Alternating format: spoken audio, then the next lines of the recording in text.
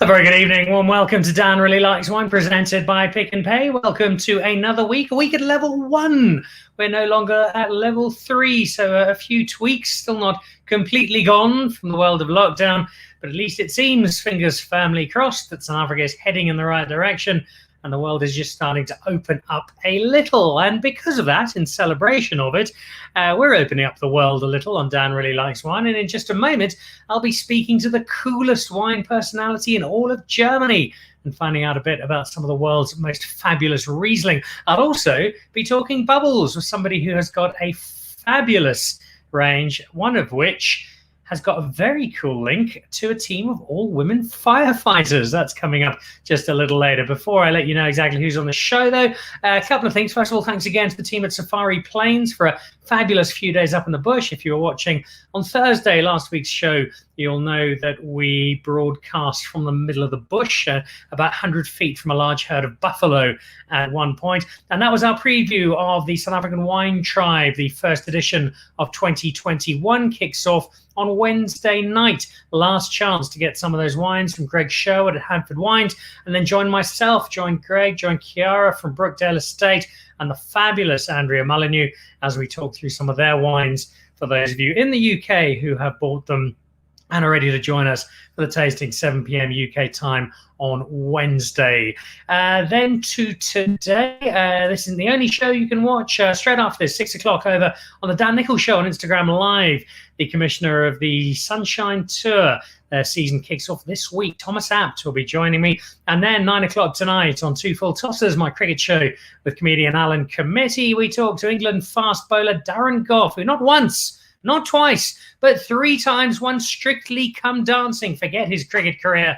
It's Strictly Come Dancing that he's most famous for. Darren joins us with his matching diamond earrings at 9 o'clock. Later on this week, a big show coming up on Thursday where we try out the brand new collaboration between Erica Obermeyer and Ellerman House. It's the Ellerman, a red blend extraordinaire. And we'll be talking to Restless River, talking to the team there as we run through not just their Pinot Noir and their Chardonnay, as to be expected from Helena Valley, but also a surprisingly good Cabernet Sauvignon from a part of the world that doesn't give us a huge amount, if any, of that grape other than at Restless River. So a busy week. We've also got a cool collaboration with Spider Pig coming up in Cape Town next week, and going to be hanging out with a few other wine personalities. But for tonight, a little later, it's Huis van Chevallerie. One has to say it with a French flourish, otherwise it doesn't sound like you're making it regal enough, as she introduces us to some of her bubbles, which I'm really looking forward to. But first of all, we go to Germany. We go to the Mosel. I have to make sure I get that pronunciation right. I'll double check it with him. He's a proper rock star of wine. He was Decanter's World Wine Personality of the Year. He's been German Winemaker of the Year. And he makes Riesling that people clamor for all over the planet, and for good reason, because it is simply brilliant stuff. He's also a fabulous personality and a great guest to have on the show. So I'm delighted to say very good evening to Dr. Ernie Lewis. And Ernie, good evening. Welcome to Dan Really Likes Wine. Yes, hello. How you guys doing? I'm good here. We have beautiful weather. It's beautiful sunshine, blue sky. If you imagine last week, Monday, we still have minus 15. And now we have plus 15, in 1 week.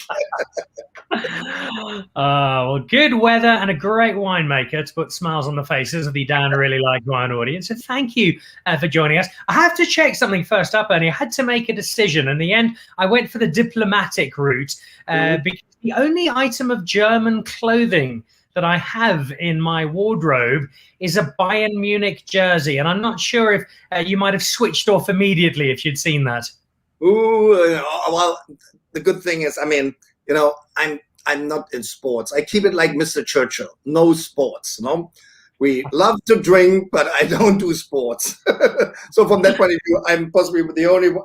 I think I was the only German guy who fall asleep through World Championship when the German win. Oh dear. All right. So not interested in sport and not interested in wine originally, because if the world had worked out slightly differently, I might have been interviewing you not on a show about wine, but on a show about archaeology. Oh yes, archaeology. That was my first love, Yes, I studied archaeology a beautiful subject to study. But but there's only two choices if you're an archaeologist here in Germany. You're either going, having no job, and you get social welfare, or you get a taxi driver. But there's no jobs as an archaeologist. So I thought, well, with these choices, I better go even the best to be successful in business, Well, that is slightly better than archaeology. All right. So not unemployed, not being a taxi driver, instead making quite fabulous wine. I know it was a family business. You followed on from your dad. What was it like, those early stages, as you moved into this world of wine, having to learn a whole lot about it and following this brand new career? Well, it is a typical family business, as you know. Here, in Europe, it's a winery which is 200 years in the family, and so it was basically my brothers and sisters, after they all got aware that I studying archaeology, and you never get a job there, as I said, they all said, you better take the winery, which was basically also pretty bankrupt when I took over. You better take a winery, because we're not going to support you. So the chance to bring up the winery again is anyway higher as being an unemployed archaeologist, So yeah, well, I took over the winery. All my other brothers and sisters had been in different jobs, married to diplomats, or my brother is a high-end scientist for laser physics. My other brother was also in laser, and the other brother is a mechanical engineer. So I was the only one who was left over who studied something which was totally useless. so the idiot gets the winery. Oh dear. Well, I think you might have some siblings who are a bit jealous of you, because you've turned it into just such a global success story. And I want to talk about the success of Dr. Lucen in a moment, but give us, especially our South African viewers, a little bit more of an idea of Germany and Riesling. I think for most people in South Africa, we know Germany for beer, and in particular the Beer Fest. Wine we're not quite so familiar with. What is it about Riesling in particular in your area that allows you to make such brilliant wine? Germany is definitely, in comparison to the European wine growing countries like Spain, Italy, France, which is each nearly 1 million hectares. Germany is tiny against it. Germany in total is 100,000 hectares, just as big as Bordeaux is. Bordeaux is also 100,000 hectares. So in comparison to the all European wine growing countries, we represent only, 2% or 2.5% of the wine growing surface. But Germany is a very, very old historic wine growing country, going back to Roman times. It was basically the Romans. Next to my vineyard, next to vineyard to me, there they found the oldest press house, Roman press house, north of the Alps, which was built 40 or 50, 60 after Christ, so 2,000 years of wine growing tradition, which we have here in the Mosel River, in the Mosel Valley. But the most famous grape variety for Germany is definitely Riesling. Riesling is the #1 grape variety in Germany, and Germany grows 50% of the worldwide production of Riesling is all in Germany. So 50% of the worldwide acreage of Riesling is grown in Germany. So that makes Germany so famous for Riesling. It was always our main grape variety. But the funny thing, what most people don't know, is that Germany is also the largest Pinot Blanc producer in the world, as the largest Pinot Gris producer in the world. And until 4 years ago or 5 years ago, Germany was also the second largest Pinot Noir producer in the world.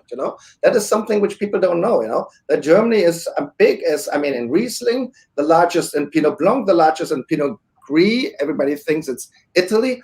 and it used to be second largest Pinot Noir producer even in the world, So Germany has these traditional Pinot varietals as Riesling, which is definitely our number one grape variety, which is most known internationally. If you go around the world, people know, if they know wine from Germany, it's Riesling, And Riesling is grown, especially in the northern growing wine regions in Germany, along the rivers, along the Rhine River and their tributaries, like the Mosel, the Nahe, and these are the three major rivers where Riesling, where it is most famous for. It sounds like there's rather a lot of German wine I need to brush up on, which I shall do. So I have to say, Ernie, that it was Riesling that caused me the most grief during my WSET exams. Memorize the 217 different types of Riesling you appear to have in Germany.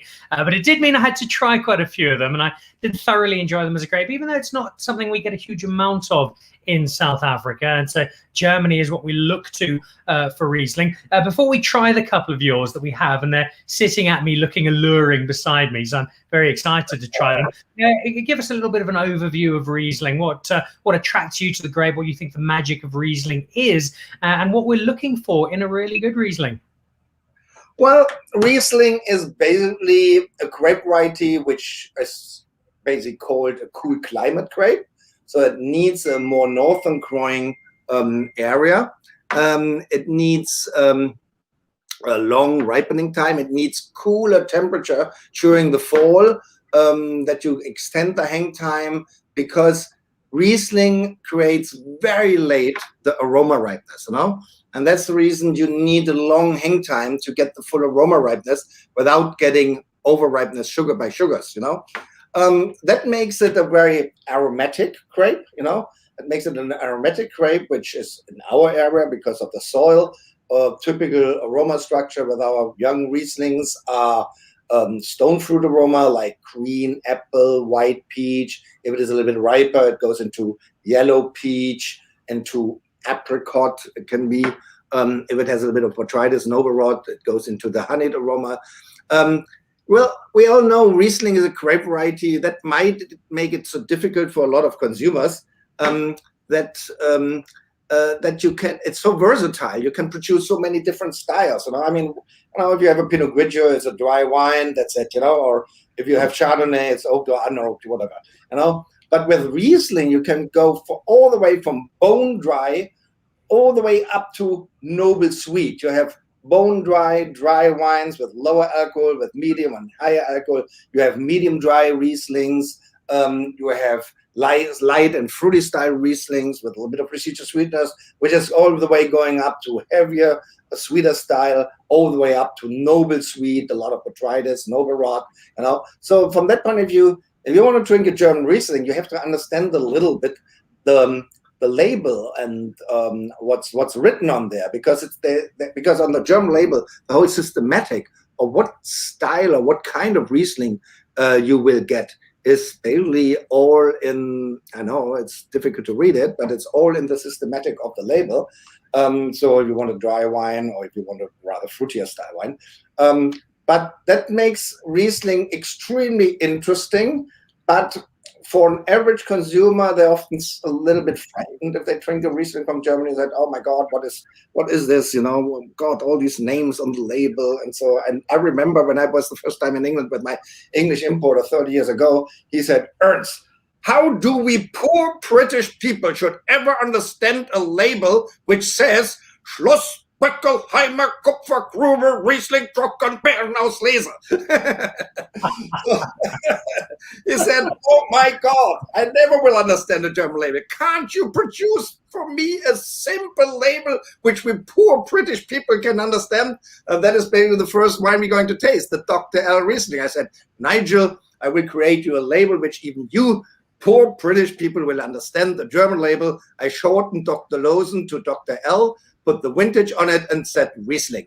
And that is our Dr. L Riesling. I think we're going to taste the 2019, And I said, I can't put less on the label. At least I have to have the vintage and the grape variety. And I even shortened my name to the logo from Dr. Lozen to Dr. L. I can't produce more. I said, Nigel, I think that is perfect for you poor British guys. It's a brilliant act of minimalism, and I'm glad that it means I can get away with not having to say Ochten, Tocken, Alberschleisen, Hausen, something along those lines. I got horribly lost about 12 syllables into the name. All right, so this is the Dr. L, which we've got. It's from 2019, from the Lucen brothers, even though it's only one of them who actually does any real work. The others just drink it, and it's what we have in hand. All right, you've given us the story of the label. Introduce us to the Dr. L Riesling. Yes, this the first wine we're going to taste. The Dr. L Riesling, as I said, is our kind of what I call signature wine, you know. That is a wine which we produce, which we used to produce from our own grapes, you know, but then became more and more successful. So I started then to buy in grapes. But what it is, I always call it my ambassador for the area. Here it is. This is the wine. It is barely produced from vineyards, which are, say, the French would call village vineyards, higher elevated vineyards in the valley, you know, which these vineyards are rated as village quality. It is all from the typical steep slopes. I'm not sure we sent you some pictures if you received them or not. Oh yeah, here we are. Very well. You see, this is the typical picture of the area. This is the River Mosel, you know, which took 200 million years for the river to dig the valley into what we call the Slate Hill Mountains of the Rhineland.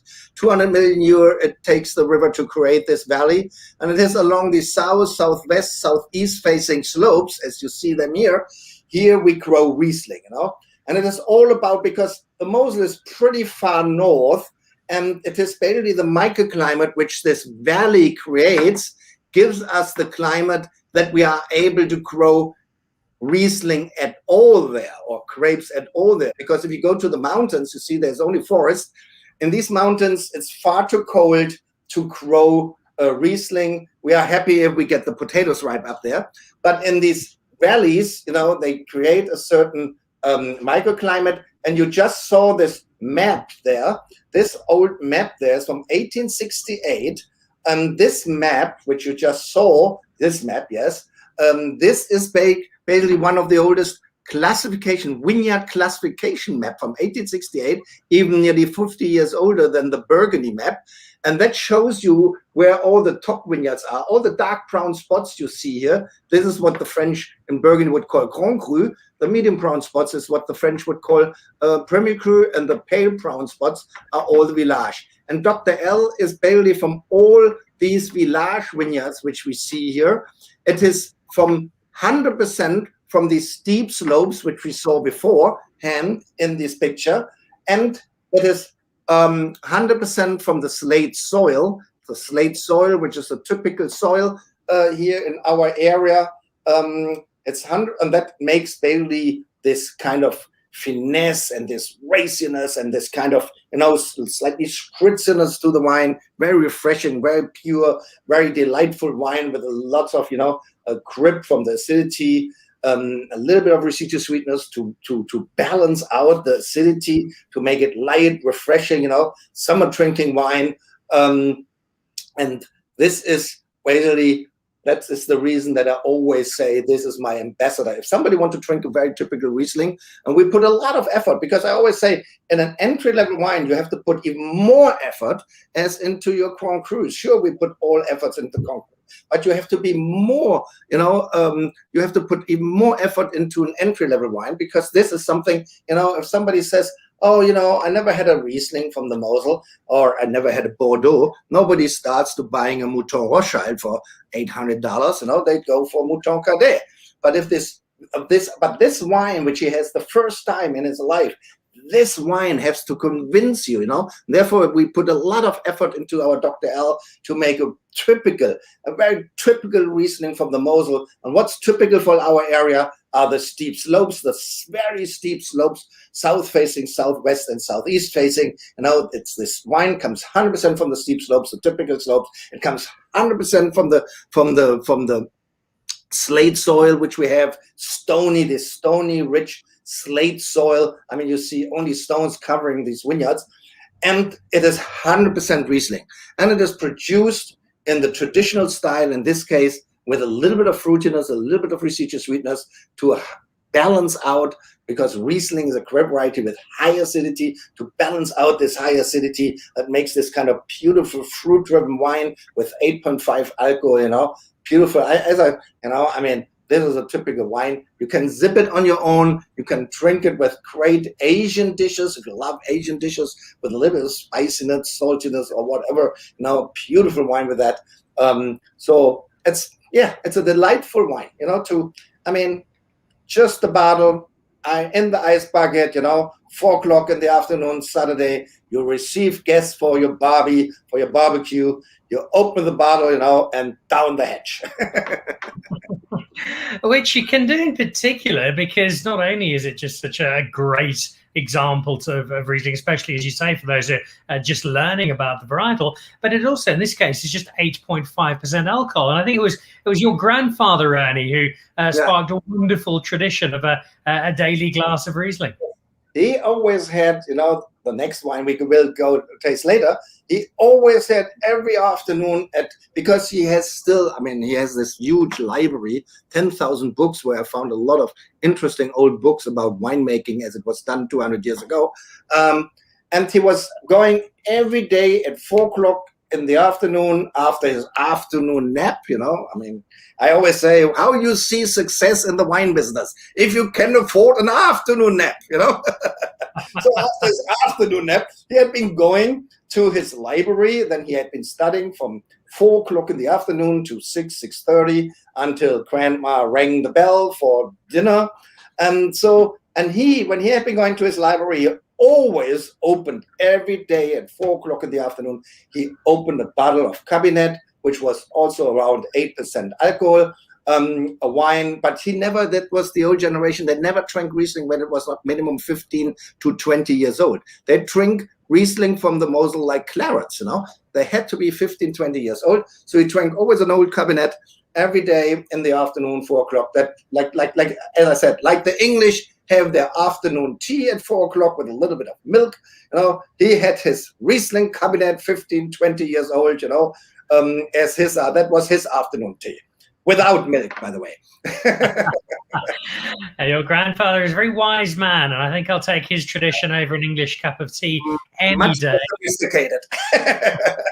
Yes, those Philistines in England can't even read a proper Riesling label properly, so we have to have Dr. L. A couple of people commenting in. Derek Kilpin, proud to represent the Good Doctor's wine here in South Africa.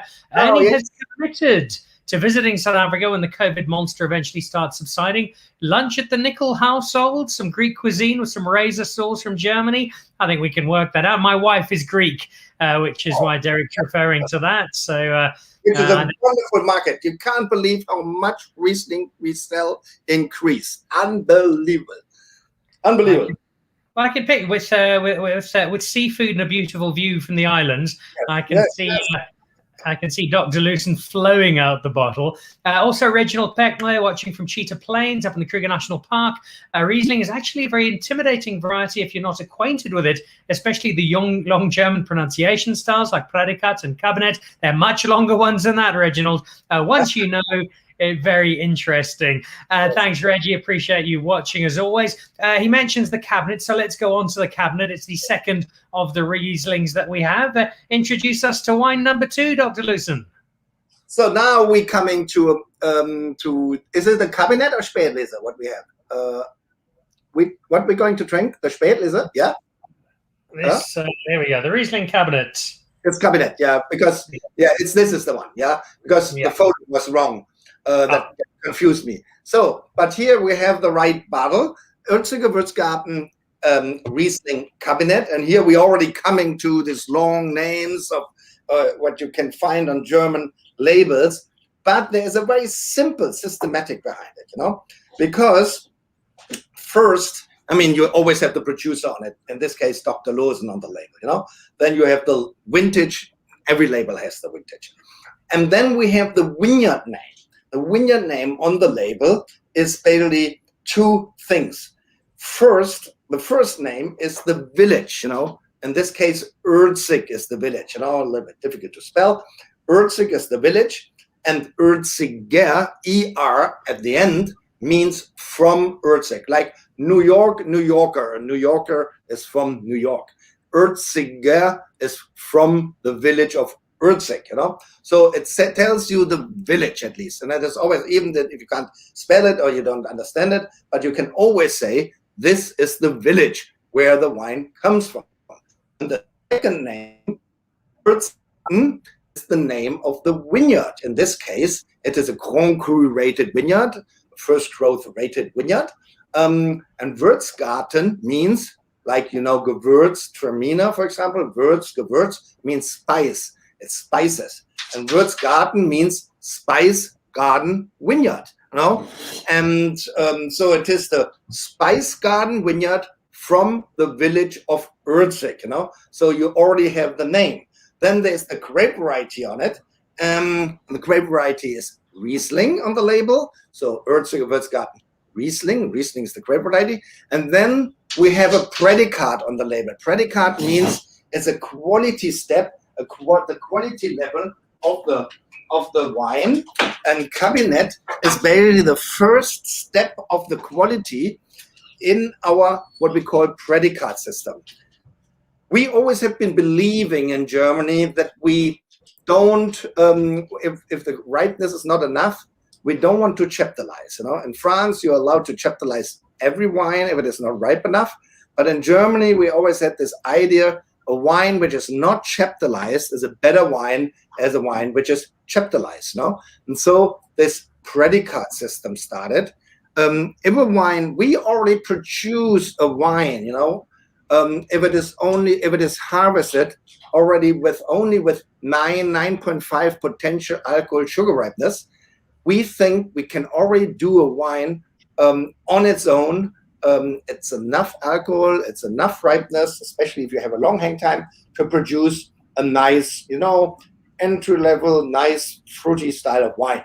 And this is basically the first step of this predicate system. And that means it's nowadays about 10% potential alcohol sugar ripeness.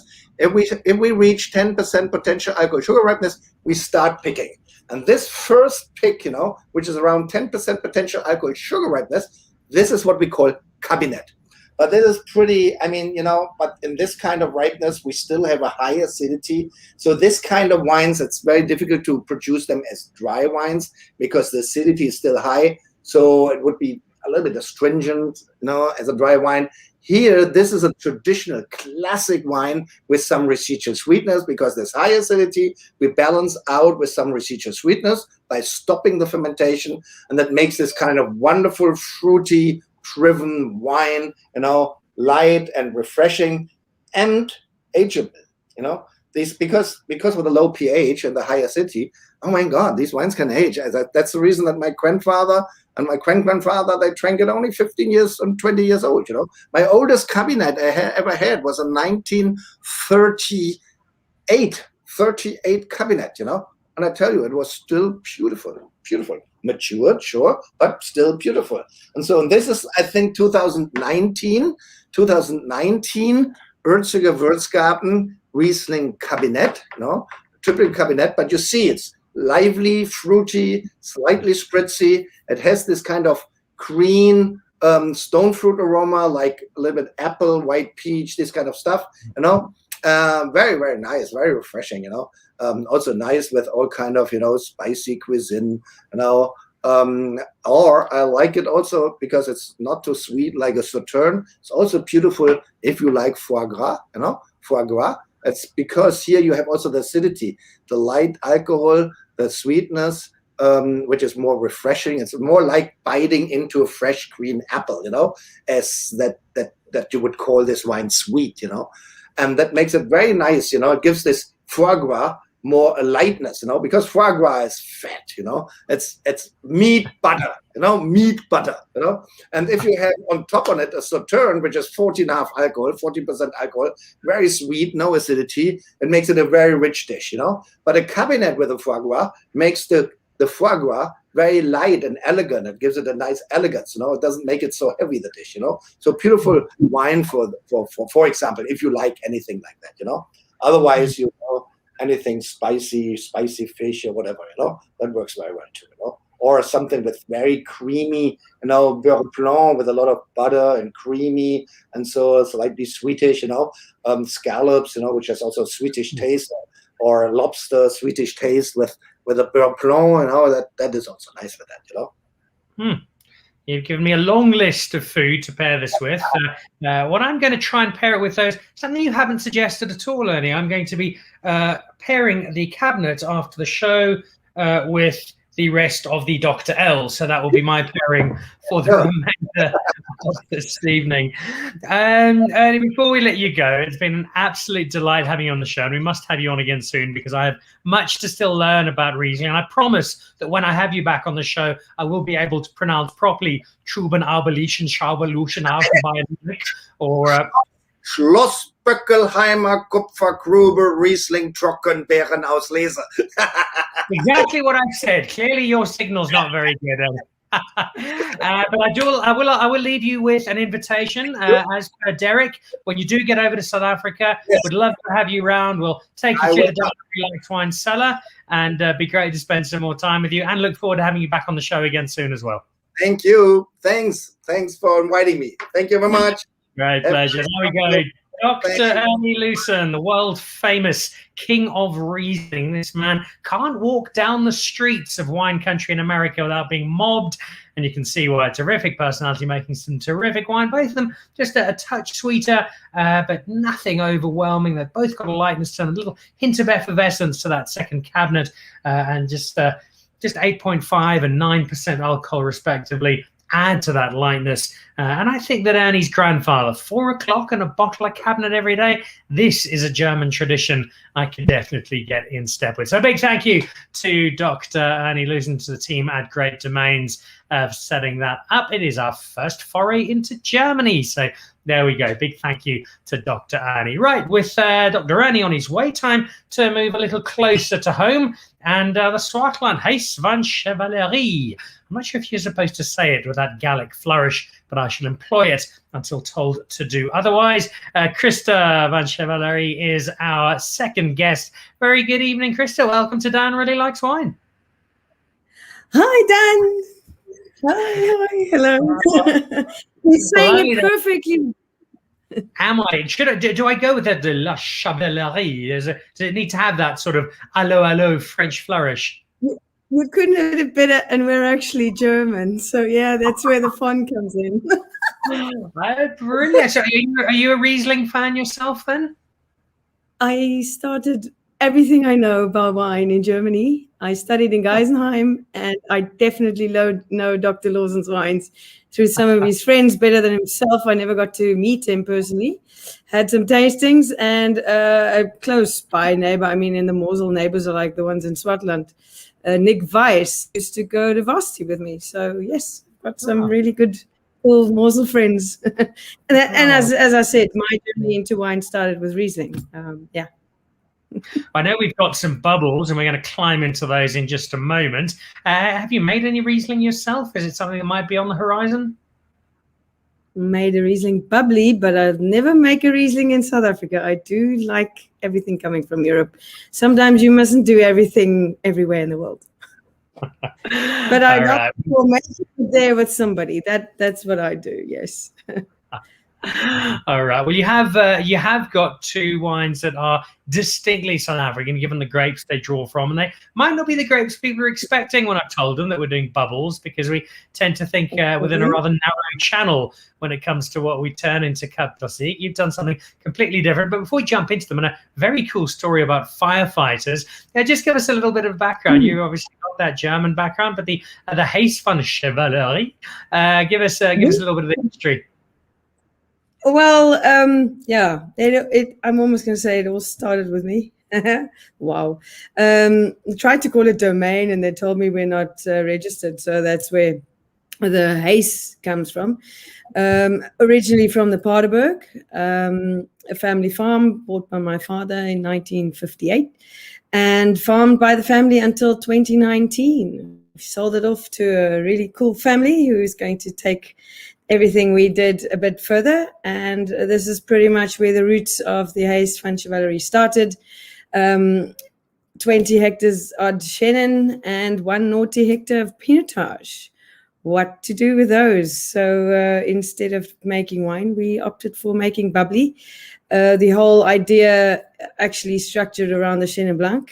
And I started doing some research and came across some fun facts for the history of Chenin and bubbly for South Africa.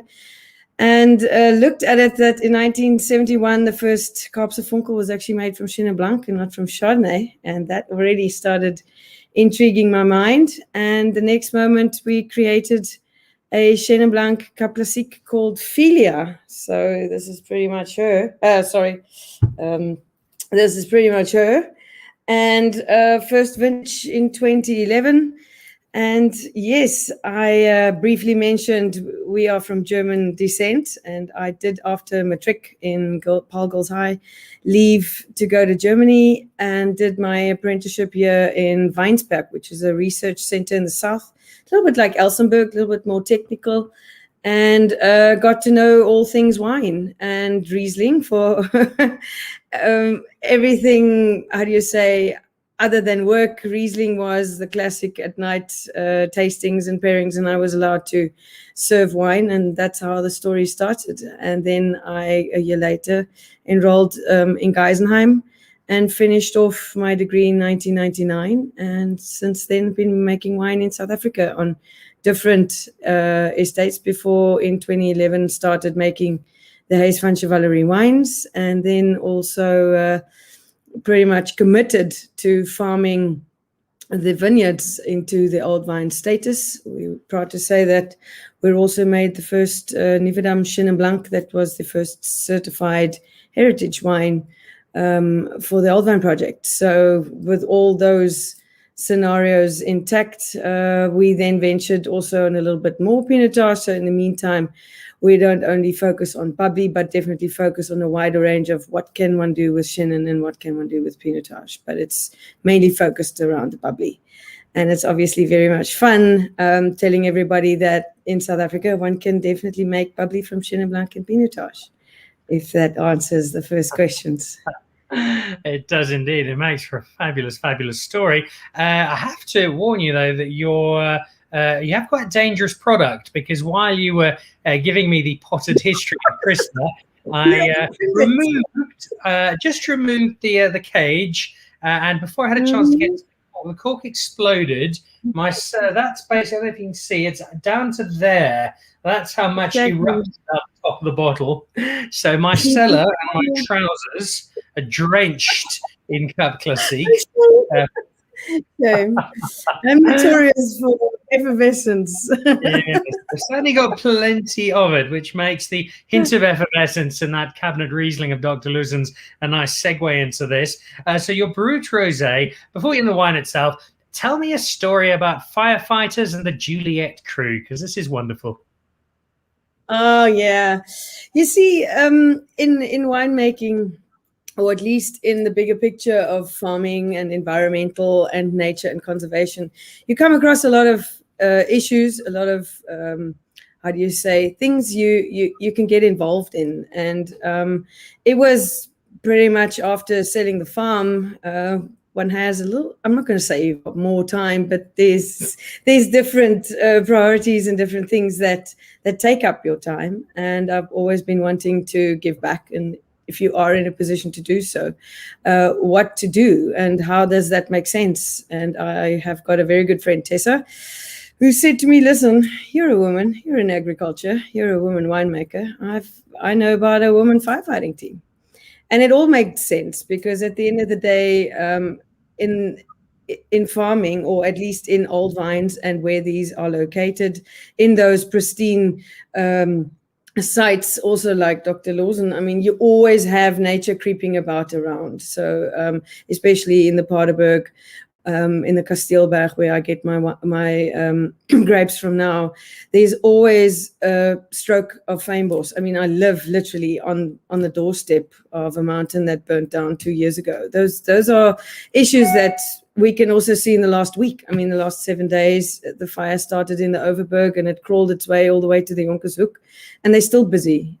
So these things are definitely prevalent, and nature is in and around us, and fire is definitely an issue that always surrounds us. And the story of Juliet is very special, and obviously that also resonated because we are in an ever-changing world, and if there is a scenario of helping, I'm almost going to say it's never a gender issue. It shouldn't be a male-female thing, but the dream that Dean had, who is the managing director of the NCC, who had this dream of including women in all, I'm going to say, firefighting teams encompassing men and women.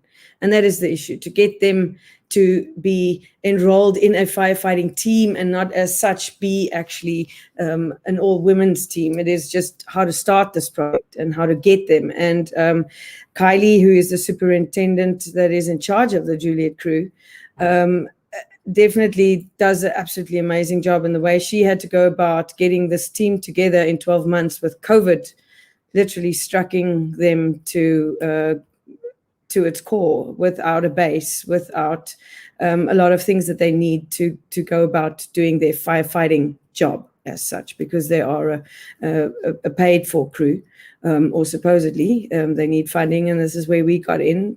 Luckily, they've in the meantime got a little bus, and there are certain things that in the list of priorities and needs that have been helped, but we're still looking for a permanent base. And these things obviously need funding, time, and effort. And somebody needs to sometimes put a little bit of muscle and, get the job done for them, which is happy. Ooh, I can't hear you. As in your case, put some bubbles behind the cause, which you've done. I've poured myself my first glass. I'm about to try some. Tell me that when people are buying this, so it's a percentage of each bottle, is that right, that goes towards supporting the Juliet crew? We started with the Turca because it made sense. I mean, it's old vines that are in and amongst, or pretty much border the fynbos strokes of these farms. The label, also our designer did a huge job, and it made sense to take the pinotage to the first level. But to tell you the truth, at the moment, I'm actually rethinking the whole thing and getting Huis van Chevallerie to support the Juliet crew as such, because at the end of the day, it doesn't matter which one you sell, you're all doing it for the cause. The quicker one can get their needs taken care of in terms of their basic needs, the better. So it started with Turca, and I'm sure by the end of the year we'll have more than one wine encompassed in getting some sales back to them. Well, it's a fabulous initiative, both in the wine sense and the firefighting sense. Let's try the wine that is supporting them for now. Wonderful pale color and a very striking nose, and it'll take people surprised. Again, we're drinking pinotage bubbles and not made from a Pinot Noir, which would be most people's expectation. What is it that makes a pinotage bubbles?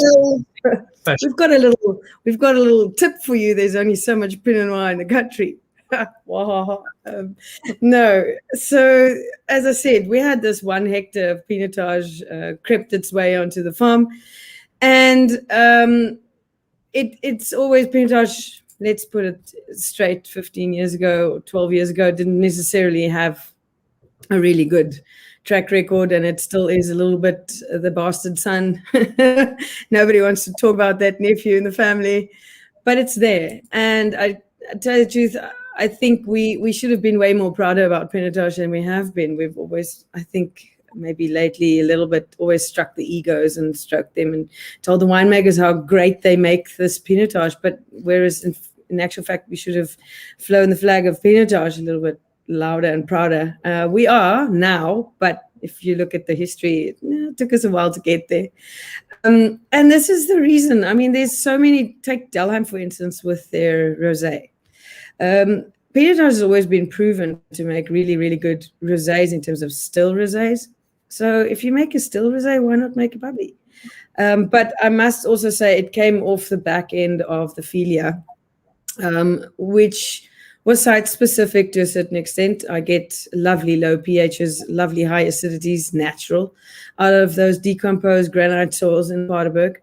And pretty much in a position where Dr. Lawson is, if you got it naturally, why do you want to interfere and why not make it? That's the other question.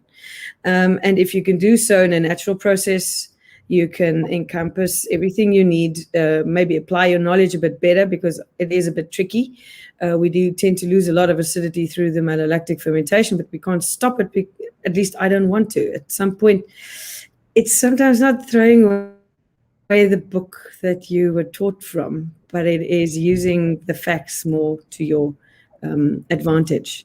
So this is pretty much, as I said, the practice with the first couple of vintages of Filia almost made it easy to make Turca and make it in abundance. And I totally agree with what Dr. Lawson said just now.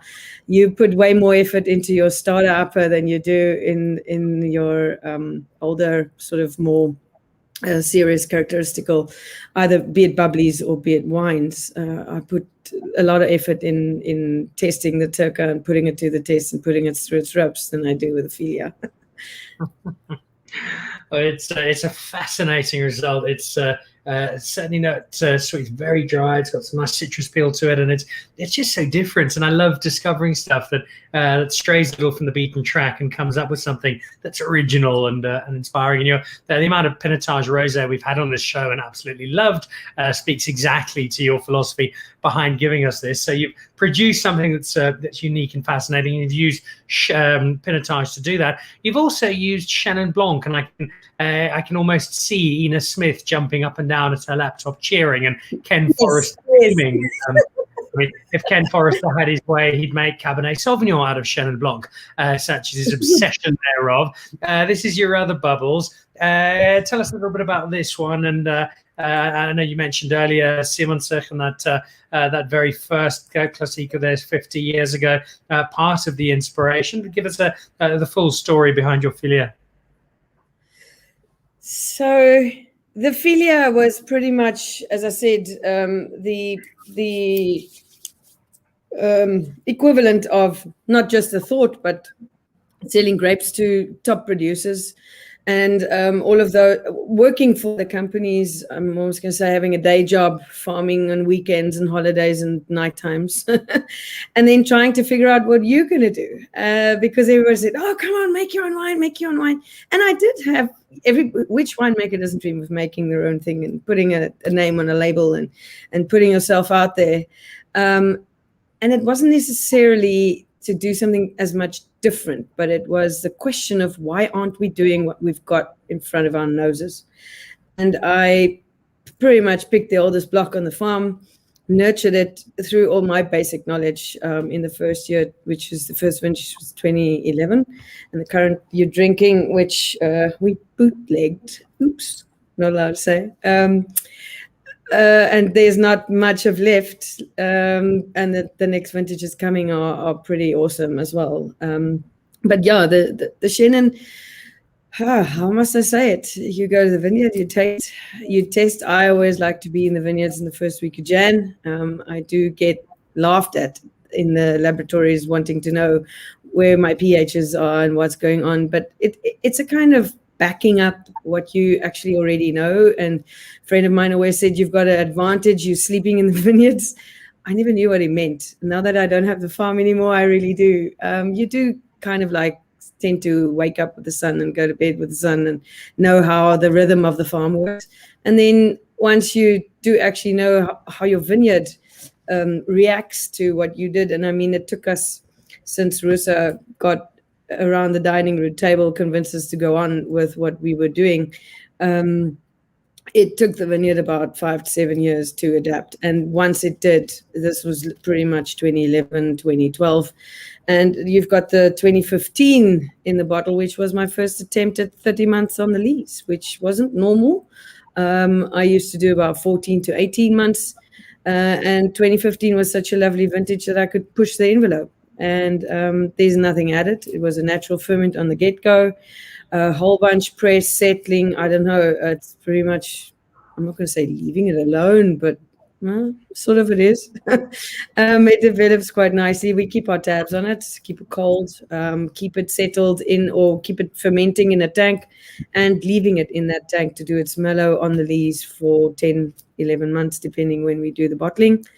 And then pretty much leaving it on the bottle and trying not to touch it for the first couple of months, because that is also a winemaker's, it's a little bit like a cook who wants to check the steak halfway. Just leave it, it's fine, you know what you're doing.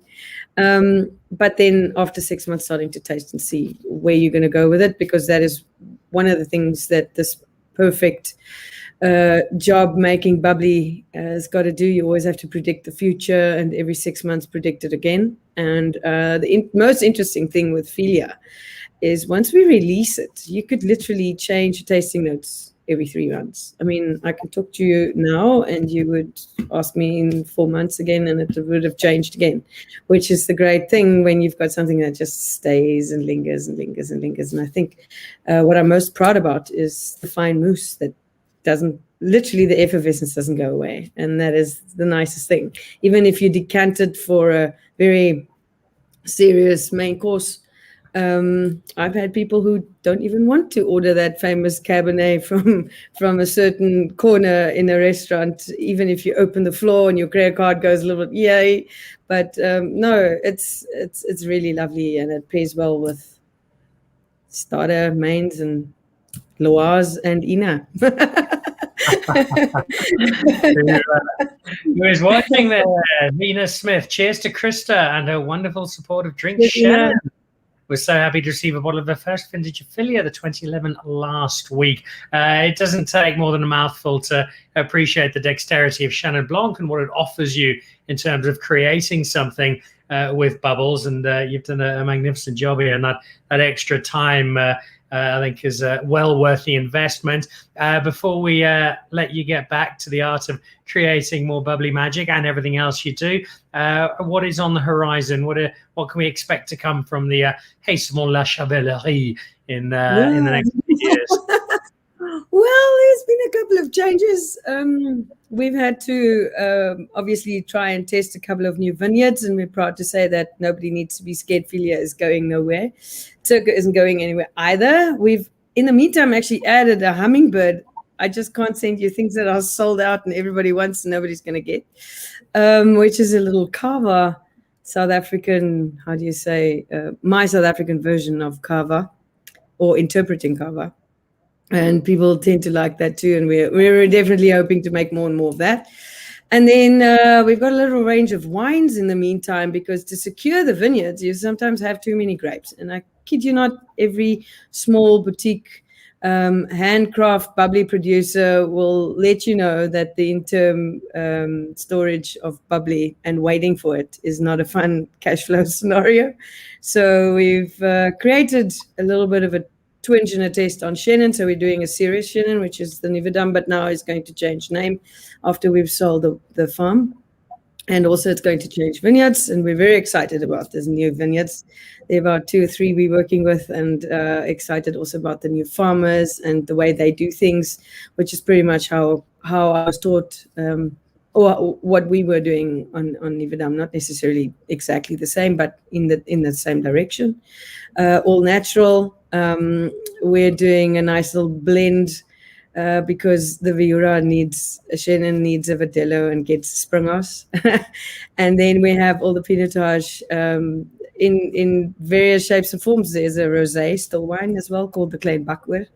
And then we also have a little Pegasus project that we do together with the Wine Thief and numerous others. You'll see. Krista's involved in a lot of things. I got to keep myself busy now. Well, you are certainly doing that, and it is being noticed. Dean Ferreira, thanks to Krista for her support of Juliet Crew and NCC Wildfires. And then Grant Swords watching on YouTube. A great lineup. I do enjoy my fair share of Rieslings, Chenin, and Pinotage.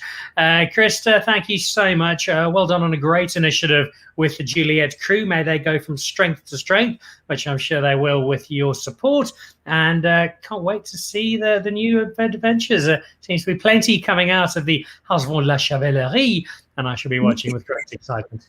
You must come visit. You must come visit. You know, the Swartland is 2 nights. It's not only one in and out. It's staying. I think it's about 2 months based on the outstanding invitations I need to take up. But I will definitely come down and visit you. And I look forward to it. It's going to make you a fantastic South African traveler. Just think. Krista, thank you very much. Really appreciate the time. Pleasure. Thanks, Dan. Thank you. Bye.